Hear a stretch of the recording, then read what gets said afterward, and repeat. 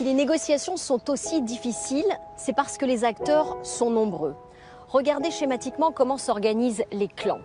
Les pro-Assad, la Russie, l'Iran, l'Irak et le puissant Hezbollah libanais. Les anti-Assad, l'Arabie Saoudite, le Qatar, la Turquie et bien sûr les États-Unis et la France. Pas moins de 70 pays sont impliqués de près ou de loin dans cette guerre. Alors pourquoi ?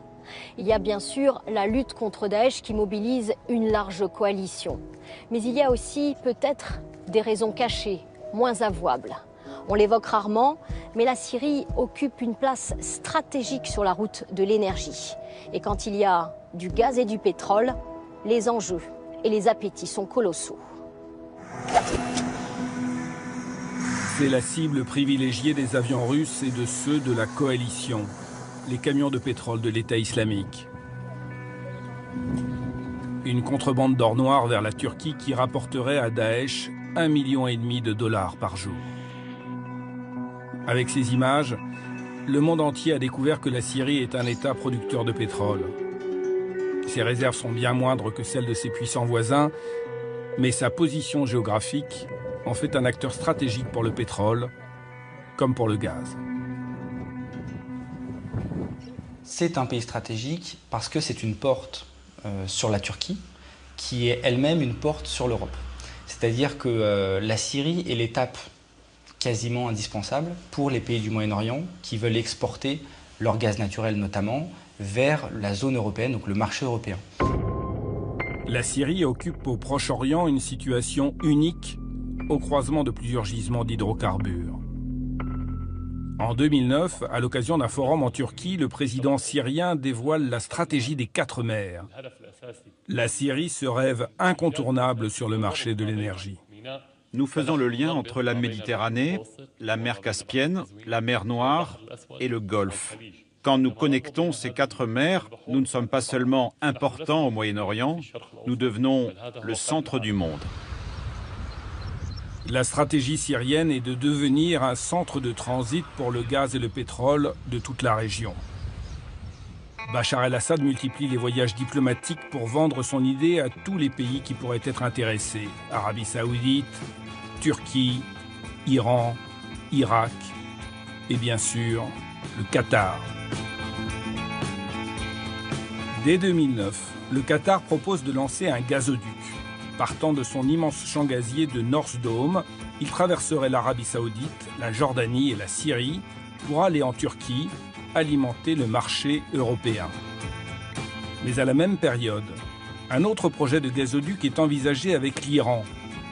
L'Islamic Gas Pipeline partirait d'Iran pour traverser l'Irak et accéder à la mer en Syrie. À la clé, l'exportation de gaz vers l'Europe à partir du littoral syrien. En juillet 2011, Damas choisit ce projet et signe avec Téhéran. Un choix qui change la donne régionale. L'Islamic Gas Pipeline va permettre d'exporter le gaz iranien sans avoir à passer par la Turquie. Aux grandes dames des autorités turques. En faisant des pipelines qui allaient passer par la Syrie sans passer par la Turquie, il est évident que ça pénalisait la Turquie. Ça change complètement les règles du jeu, ne serait-ce qu'au niveau économique. Quand vous avez par exemple un pipe qui passe chez vous, vous touchez de l'argent. Donc ça rapporte de l'argent. À 49 $. Si la Turquie s'estime logiquement lésée, selon Alain Juillet, d'autres pays voient carrément rouge. L'Arabie Saoudite et le Qatar prennent très mal l'idée d'un pipeline qui pourrait aller depuis l'Iran jusqu'à la Méditerranée et qui pourrait donc concurrencer leur livraison de pétrole. Ils vont dire, mais dans le fond, le problème c'est Bachar, donc il faut renverser Bachar. Coïncidence ou pas, c'est à partir de l'été 2011, après le choix du pipeline iranien, que la rébellion syrienne voit l'aide étrangère s'accroître. Elle monte en puissance et les combats s'intensifient.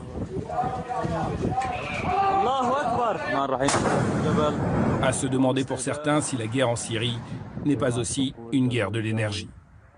Quand on voit aujourd'hui les alliances entre ceux qui soutiennent le gouvernement syrien et ceux qui sont opposés, il y a une certaine corrélation avec les enjeux énergétiques.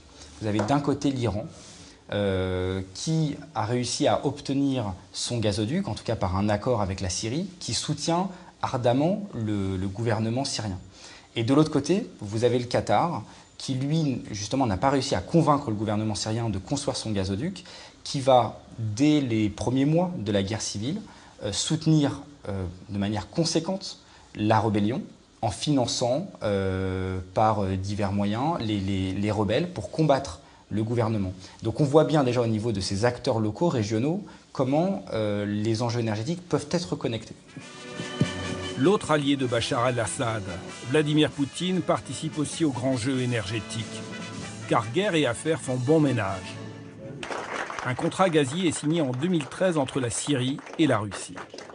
Une compagnie pétrolière russe décroche le droit d'explorer les fonds marins au large du port syrien de Latakia. Car la Méditerranée orientale cache dans ses profondeurs d'immenses réserves de gaz naturel, au large de la Grèce, de Chypre, d'Israël, de l'Égypte, du Liban. La Syrie ne serait pas en reste. Il y a des potentialités, on ne sait pas où, mais sur les 3500 milliards de mètres cubes que renfermerait cette Méditerranée orientale, il est tout à fait possible qu'il y ait des enjeux ou des gisements conséquents au large de la Syrie. Et l'équation énergétique se complique un peu plus en 2015 avec la découverte de pétrole sur le plateau du Golan, une zone occupée par l'État hébreu depuis 1967. Une compagnie israélienne, Afek Oil, a commencé des forages d'exploration.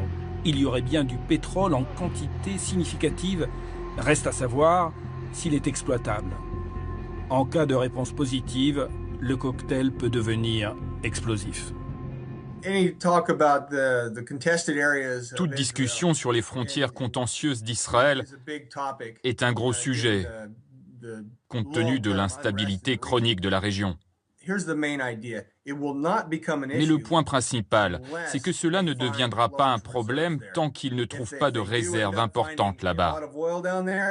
S'ils trouvent beaucoup de pétrole, cela veut dire d'énormes revenus. Et là, on peut s'attendre à une aggravation du conflit. En novembre 2015, selon le quotidien Haaretz, Benjamin Netanyahou aurait testé Barack Obama sur un possible redécoupage des frontières de la région. Le chaos syrien permettant de penser différemment l'avenir du Golan, dont l'annexion par Israël n'a jamais été reconnue par les États-Unis et la communauté internationale. À cause du gaz ou du pétrole, une bonne partie des acteurs engagés dans le conflit syrien ont donc des intérêts économiques et stratégiques à défendre, pour le plus grand malheur de la population civile syrienne.